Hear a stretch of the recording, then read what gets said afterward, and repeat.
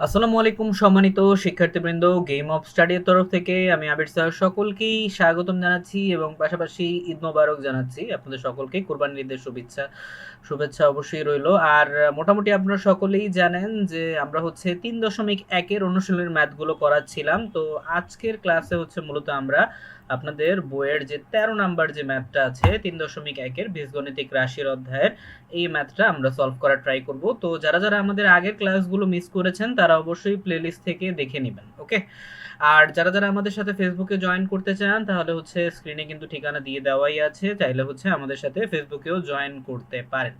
ওকে, তাহলে আমরা একটু পড়ে নিই। বলা হচ্ছে যে দুইটাই গুণ অবস্থায় আছে, রাশি দুইটা। বলা হচ্ছে যে a+2b ইন্টু a3a+2c কে বর্গের বিয়োগফল আকারে প্রকাশ করো। ওকে, এই বিষয়টা অনেকের কনফিউজ লাগতে পারে, এটা আসলে কি বলা হয়েছে একটু ইজি ভাবে আপনাদের ফার্স্টে এক্সপ্লেন করে দিই। নর্মাল ভাবে বলা হচ্ছে যে দুইটিকে বর্গের বিয়োগফল। এখন বর্গ মানে কি? আমরা জানি বর্গ মানে হচ্ছে স্কোয়ার, তাই না? এখন স্কোয়ার অর্থাৎ সহজ ভাষায় বলতে গেলে বোঝানো হচ্ছে যে এই দুইটা রাশিকে এমন ভাবে ভাঙাইতে হবে, সেটা সূত্রের মাধ্যমে হোক অথবা হচ্ছে যেভাবেই হোক, এমন ভাবে ভাঙাইতে হবে যেন সেটার অ্যান্সার কি আসে, বর্গ অবস্থায় থাকে। অর্থাৎ এই দুইটা যেন স্কোয়ার অবস্থায় থাকে এবং পাশাপাশি বিয়োগ ফল অবস্থায় যেন থাকে, অর্থাৎ মূল রাশিগুলো যেন কি বিয়োগ অবস্থায় থাকে। ঠিক আছে, তো আশা করি বুঝতে পেরেছেন। তো সমস্যা নেই, আমরা একটু পরে প্র্যাকটিক্যাল দেখব। তো আমরা এটার সলিউশনটা দেখি কিভাবে সুন্দর করে গুছিয়ে আপনি এটা সলভ করতে পারেন। ওকে, তো 13 নম্বরের ম্যাথের সলিউশনে যাচ্ছি। ওকে, তো 13 নম্বরে এটা হচ্ছে আমাদের কোয়েশ্চেন, এটা তো তেমন বোঝানোর কিছু নাই। তো এখন কোয়েশ্চেনটা অবশ্যই ফার্স্টে উঠিয়ে নেবেন, প্রদত্ত রাশি। এখন নর্মাল ভাবে আমরা সূত্র কিন্তু একটা জানি, অর্থাৎ এটাকে যদি আমরা বর্গের যে সূত্র আছে, অর্থাৎ ভাগফলের যে সূত্রটা আছে, এই সূত্রটার সাথে আশা করি সকলেই পরিচিত আছেন। অর্থাৎ অর্থাৎ হচ্ছে a+b+a-b/2 whole square minus a+b-a-b/2, এটা কিন্তু একটা সূত্রই কিন্তু আছে। ঠিক আছে, ওকে, সূত্রটা মূলত হচ্ছে কিসের?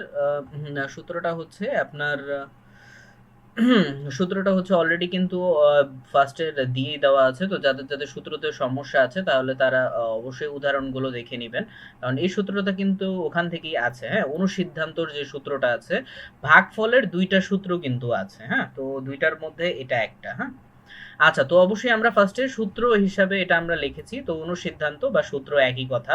তো যাতে আপনাদের সুবিধা হয় সেটার জন্যই লেখা হয়েছে। তো এখন আমরা জাস্ট কি করব, রাশিগুলো গুণ করে দিব। ঠিক আছে, যেহেতু গুণ অবস্থায় আছে, তো এখন আমরা দেখি নর্মাল ভাবে।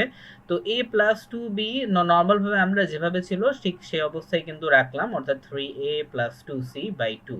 আর স্কোয়ার স্কোয়ারই থাকবে, হোল স্কোয়ারের আর কোনো চেঞ্জ করলাম না আমরা। আর পরবর্তীতে এইটাও ঠিক সেম ভাবে। তবে হ্যাঁ, এখানে একটা বিষয় গুরুত্বপূর্ণ যে মাঝেরটা তো মাইনাস মাইনাসই থাকবে। এখন মাইনাস প্লাসে আমরা জানি মাইনাস হয়। ঠিক আছে, তো যার কারণে 2c এর আগেও অবশ্যই কি থাকবে, মাইনাস থাকবে। ঠিক আছে, তো আশা করি এই সিম্পল ব্যাপারগুলো আপনারা অবশ্যই জানেন। ঠিক আছে, আচ্ছা, এবার আমরা a 3a এবং a যোগ করলে আমাদের 4a আসে। এরপর হচ্ছে 2b 2c যেভাবে ছিল সেভাবেই আমরা রাখলাম। আর এখানে আমরা যদি বলি, এখানে আমরা কি করেছি, এখানে দেখেন ফার্স্টে কি আছে, প্লাস এ আছে আর এখানে -3a। এখন তাহলে প্লাস মাইনাস কাটাকাটি চলে যায়, তাহলে অবশ্যই আপনার 2a কিন্তু অবশিষ্ট থাকে। আর যেহেতু মাইনাস বড় এই জন্য -2a। ঠিক আছে, আর যেহেতু আমরা 2b প্লাস অবস্থায় আছে, তো 2b এর জন্য আমরা ফার্স্টে রেখেছি। আপনার চিন্তার কোনো কারণ নেই, আপনি চাইলে পরবর্তীতেও লিখতে পারেন, সমস্যা নেই। আচ্ছা, এরপর -2c এর অবস্থায় কিন্তু আছে। এবার আমরা উভয় ক্ষেত্রে যদি 2 কমন যদি নেই, তাহলে একটা বিষয় খেয়াল করে দেখেন, এই 2 এবং এই 2 দুইটাই কিন্তু কি হয়ে যায়, কাটাকাটি চলে যায়, তাই না? ঠিক পরের ক্ষেত্রেও ঠিক সেম, পরের রাশির ক্ষেত্রেও 2 2 কাটাকাটি চলে যায়, তাহলে হচ্ছে কি b a c, এরপর 2a b c। ঠিক আছে, আর হোল স্কোয়ার অবস্থায় আছে, আর মাঝে কি আছে, বিয়োগ ফল আকারে আছে, যেটা আমাদের প্রশ্নের মধ্যে চেয়েছিল। অর্থাৎ দুইটা রাশি যেন বর্গ থাকে আর যেন বিয়োগ আকারে থাকে। ঠিক আছে, বিয়োগ ফল আকারে থাকে।